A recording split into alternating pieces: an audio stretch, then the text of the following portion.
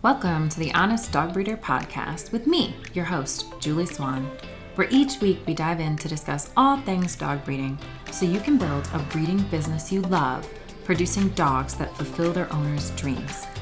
I believe you can have an honest dog breeding program that also pays the bills. So throw those pods in your ears while you're cleaning kennels. I'd love to join you. Has anyone ever tried to hurt your breeding program or come after you?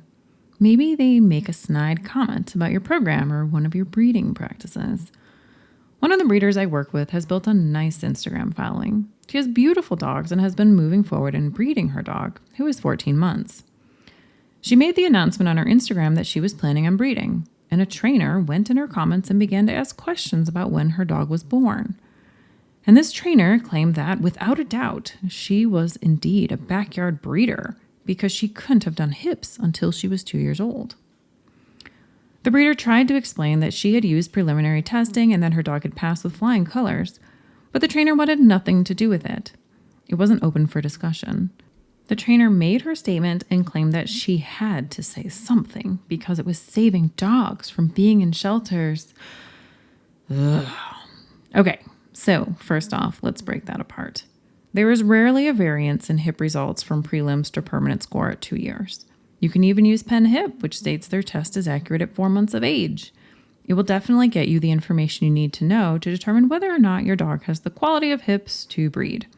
If there's any question at 4 months, then you probably want to sell that dog and opt for another for your program. All makes sense to me. It's much easier to rehome a 4-month-old dog than a 2-year-old dog, not to mention the delay in your program. Anyways, the prelims on this dog have been great. The dog came from great breeding stock, and there's not a concern of hip dysplasia. Now, let's just take a second and acknowledge the strange correlation that this trainer put together.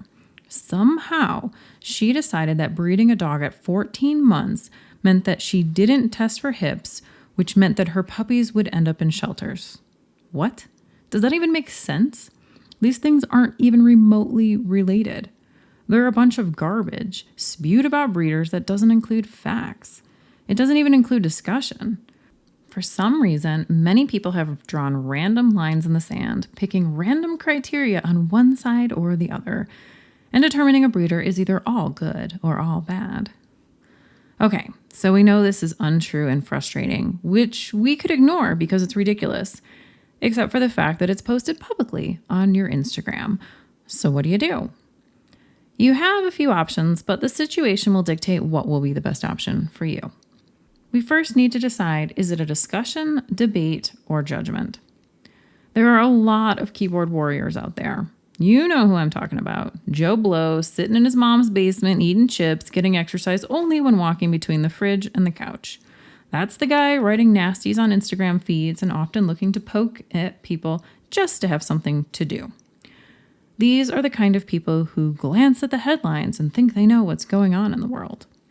These people simply are placing a judgment, often unfounded, and this is our first scenario. In this instance, you can tell that this person simply wants to get under your skin, trying to start something, and is probably doing it out of boredom. It's clear that this is not a buyer and someone who is wasting everyone's time. With these people, I recommend you make no comment, delete their comment, and block them. If they sent you a nasty email, you can just delete it.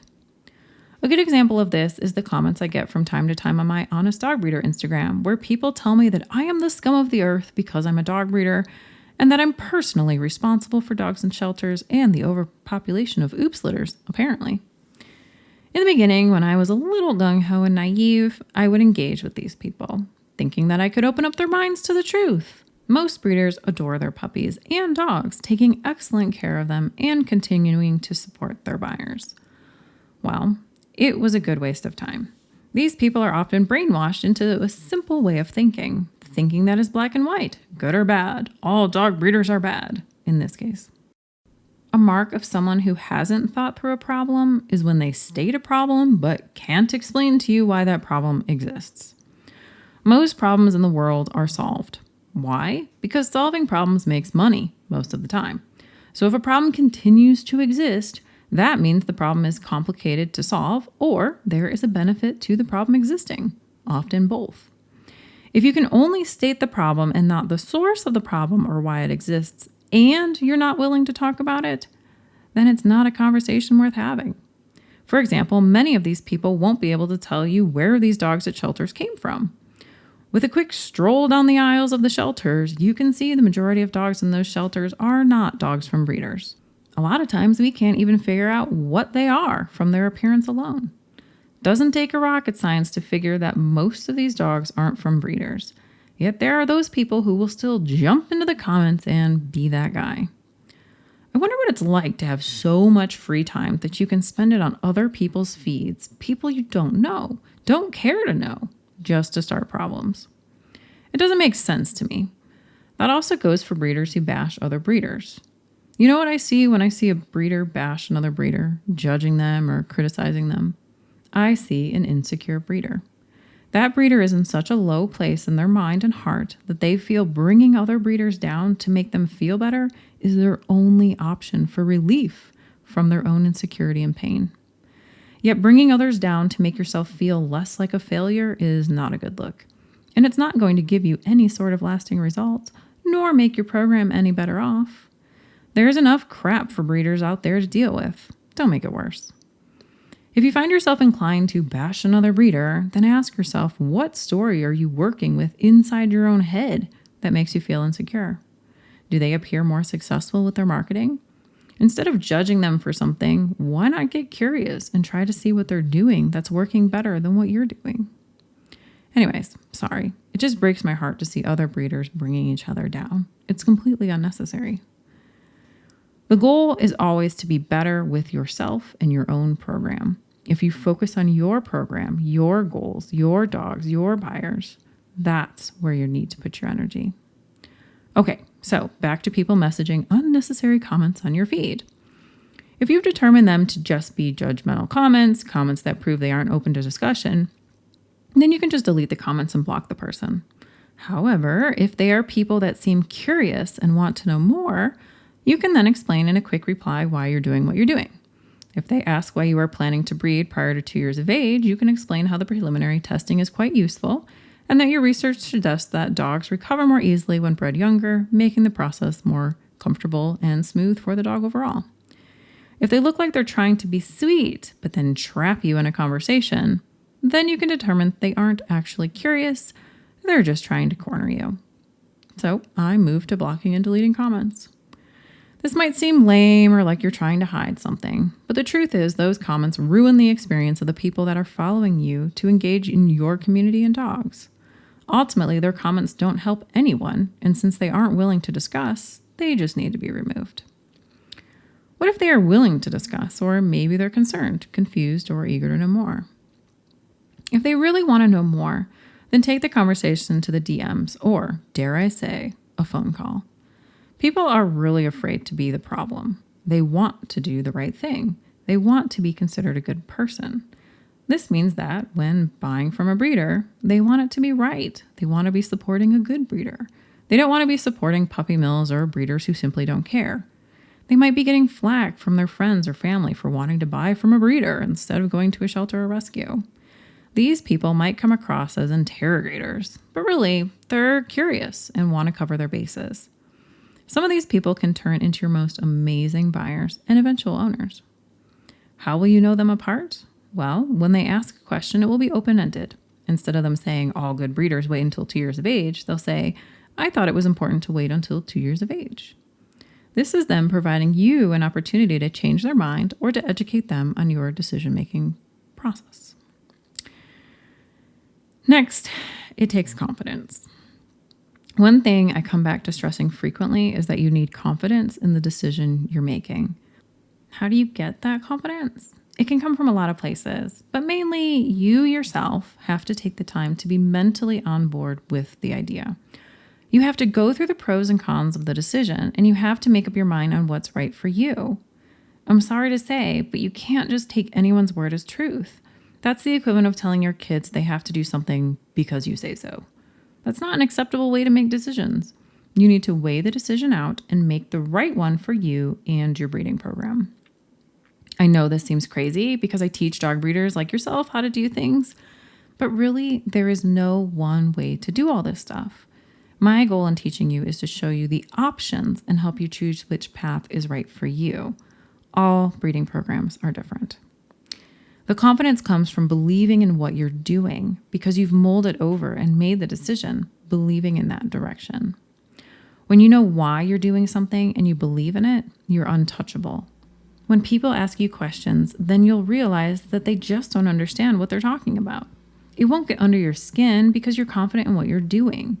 Instead of irritating you, it'll feel like those people are trying to tell you the sky is green. You'll sort of look at them, smile, and think to yourself, it's okay, they just don't understand. But since they might confuse people, I'm going to take this conversation privately and remove these comments so people don't misunderstand. You'll be at peace and be able to calmly interact with those situations. I'll tell you something. I've had a lot of other GSP breeders in Arizona try and bring me down. They talk poorly about me or my program behind my back to potential buyers. As you may recall, they won't even allow me to post in their Facebook groups, deleting a post before it passes admin approval. I've been breeding for a decade. I've produced over 400 puppies. I've whelped over 80 litters and helped with countless others. I've never had my genetic health guarantee called in, and I've taken care of my buyers.